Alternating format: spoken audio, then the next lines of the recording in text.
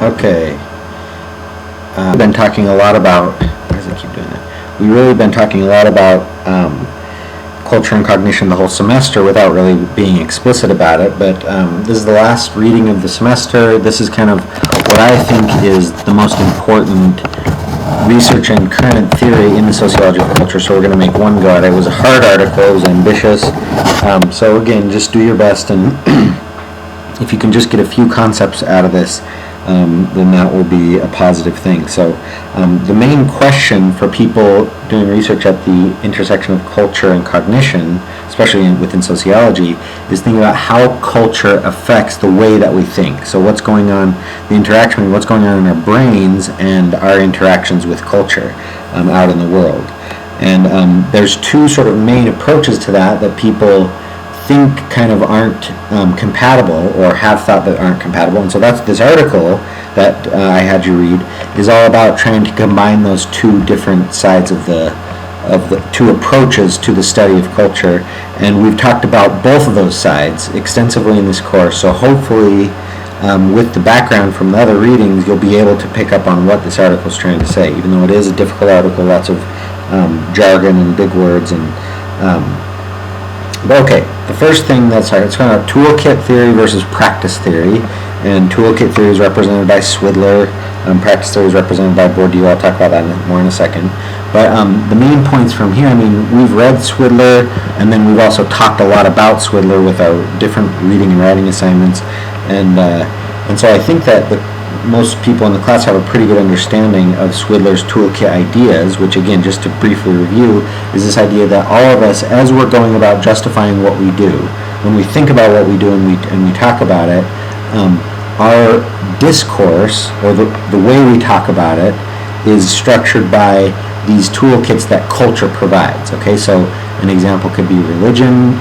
Religion gives you a set of beliefs that if you have a particular moral choice, you can draw upon that set of beliefs and say it out loud and say, yeah, this is why I did what I did. It's about justifying your action.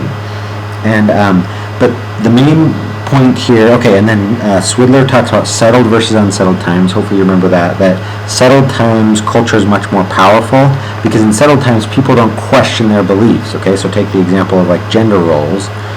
For a long time, a woman could be born into a society that has strong gender roles, a patriarchal society with strong gender roles, and she would just take as granted that her role as a woman in that society was prescribed and that it was what it was supposed to be.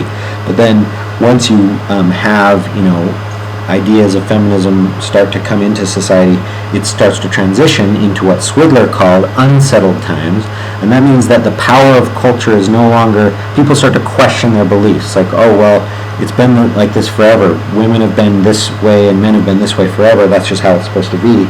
In settled times, that's not as true. People start to think, well, I don't know if that's actually the case anymore, and so the power of culture is less in settled times in structuring how we live our lives. Okay, and so that's sort of the main point. That's one of the main points that Lozardo and Strand, the author of the article that we read for this week, talk about. Only they actually they refer to it, instead of settled versus unsettled times, they say stable sociocognitive scaffolding versus unstable sociocognitive scaffolding.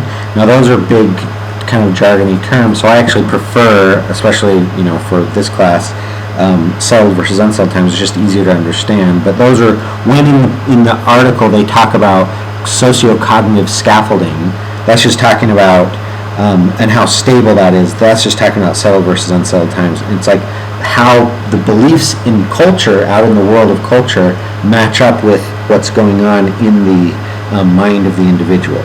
Okay, and that's different in settled versus unsettled times.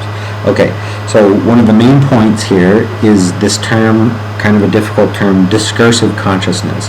Okay, the authors of this article want to say that toolkit theory is a theory about discursive consciousness. Now that's way easier to understand than it sounds.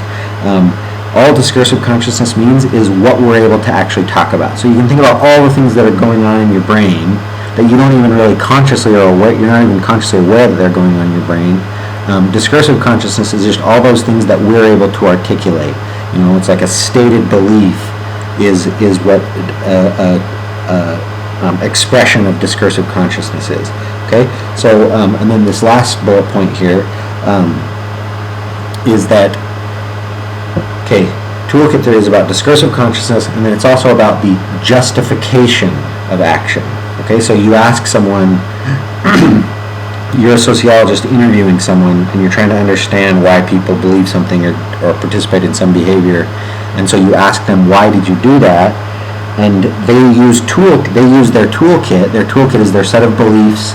They reach into their toolkit and they spit out an answer, and so they're talking about, they're justifying what they did. They say, oh well, I chose this way, I chose to vote against this candidate because they believe in abortion, and I have this set of beliefs. But they always have to articulate in terms of some set of beliefs that they have. So that's the really important key. There's two important keys. One is the toolkit is about discursive consciousness. That means what we're able to actually talk about in discourse.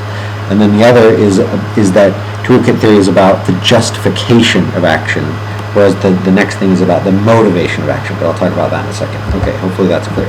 Okay, practice theory. We've also talked a lot about this. We spent a lot of time on Bourdieu. Vasey was the first reading of the semester, contrasting Vasey and Swidler, and so again, a lot of people kind of want to say, oh, those two, practice theory versus toolkit theory, they're not really compatible. But that's the point of this article, is to try to talk about how they're compatible. But the keys here, just especially in terms of this particular article, there are two keys. Same with the toolkit theory, is that these authors want to say that practice theory is about practical consciousness. Okay, and again, that's an easier concept to understand than it sounds like. It's what we talked about with Bourdieu with the habitus, and so our practical consciousness is just like our deeply held beliefs that we might not even be able to articulate. We might find ourselves in some new situation that we've never faced before, some moral dilemma or something like that, and our reason for acting the way we act is maybe not something we can even put into words. It's the beliefs that are so deep that we don't even necessarily have a way to talk about them.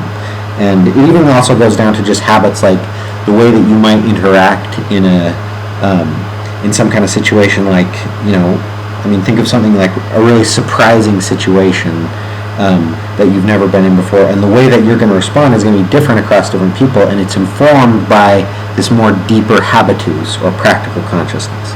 Okay, so and people who, theorists and researchers who are advocates of practice theory, they're worried less about how people talk about what they do, so they might not use interviews as a research method as much. Interviews could still be used by practice theorists, that's not, but they might think that, well, I'm less concerned about people talking about what they do as much as I'm more interested in what people actually do, because a lot of times there is a disconnect between people's stated beliefs and then what they actually do.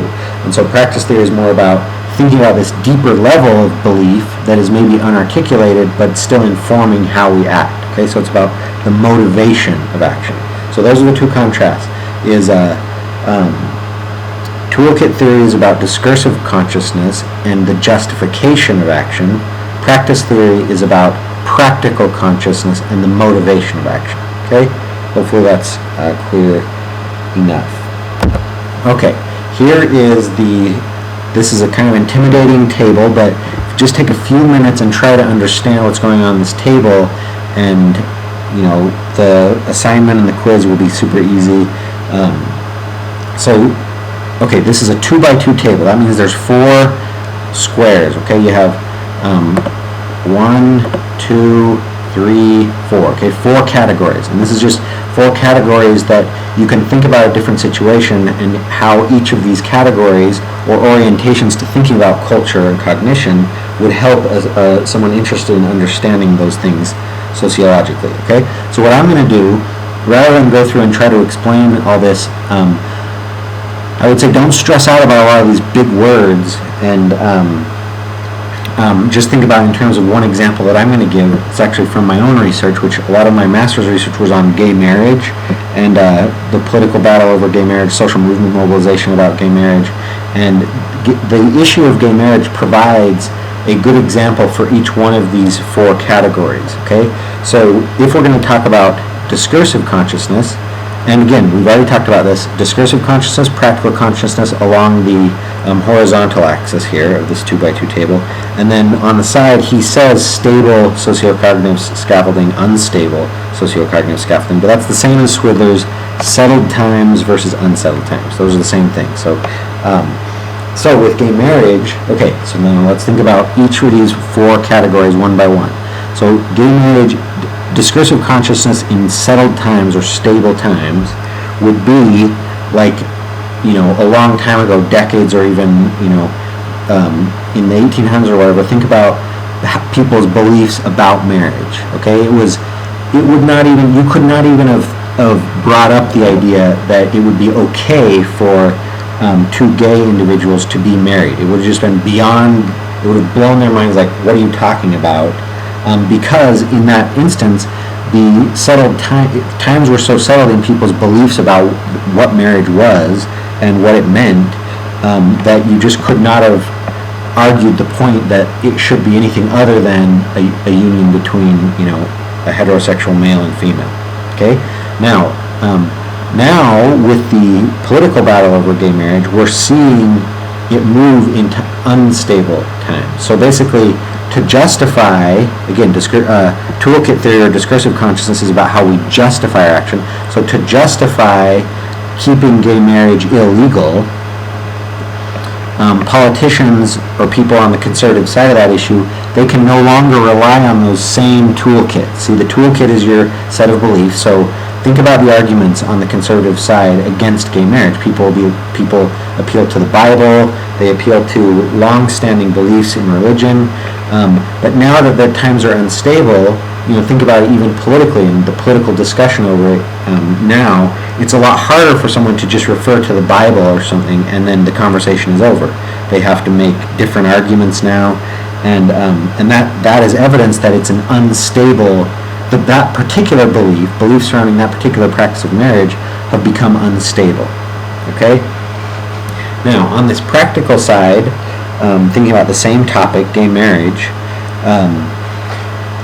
that's more about this first line on the top right, ontological complicity between embodies, habits, and skills. That's, a lot of big words just say that people don't question it. So what we desire and what we want and what we just do naturally aligns perfectly with this institutional order, and that's with the ideas about marriage. So it was never really it's not a problem for most people, because what they actually want is structured so powerfully by culture that what they end up doing is just flows smoothly, and that's during stable times. So basically, it's not about how we talk about it, how the discourse is, and politically or in this discursive realm of actually speaking about our beliefs about marriage, but it's just in what we actually do on the practical consciousness side, is where there's just this perfect alignment between the institution of marriage and what people want to do. Okay, but then in the transition, we've seen this in our own lives. Even in the last 10 years, it's changed enormously, gone from more stable to unstable. Is that now you see a lot more disconnect between what people want. So you have a lot of people standing up and saying, you know what, I don't want to participate in this tradition, this institution of marriage in the way that society has defined to this point. I either want it to change or I don't want to participate in it. And so again, it's about thinking about their action, not their discourse, not what they say about what they believe, but what they actually do. In unstable times, your practical consciousness, there's this here it says misfiring, and that just means a disconnect between the institution, what the institution is supposed to shape people to do with their lives, and then what people actually choose to do. Okay? And in the very bottom right-hand corner there, late in the unstable period, which I think is maybe what our society might be approaching with gay marriage, he says there's retooling, retraining, acquisition of new habits, skills. And so again, as this idea of marriage changes, it's obviously a political battle that's far from over, so who knows what's actually going to happen. But if things go the direction that they seem to be going, then the idea of marriage is going to change. And what this would sort of predict, what this theory would predict, is that is that it will go from this instability, and then it will go back into a stable time when we have a new idea of what marriage is, and then that those new beliefs will align with what individuals in society choose to do. And so again, that's just one example of each of these four categories. Hopefully that's enough to help you figure out, there's tons of examples of this. Gender roles, thinking about race and how race has changed. So many things in our society, because we live in modern society that's changing so quickly, we can see this all the time, of different ideas that used to maybe be these unquestioned beliefs that people have, and how these theories help us understand what's going on as those unquestioned beliefs start to become questioned over time. Okay, so I think that's all I want to say about that. Web discussion and quiz should be not too difficult, and that's it. Let me know if you have any questions.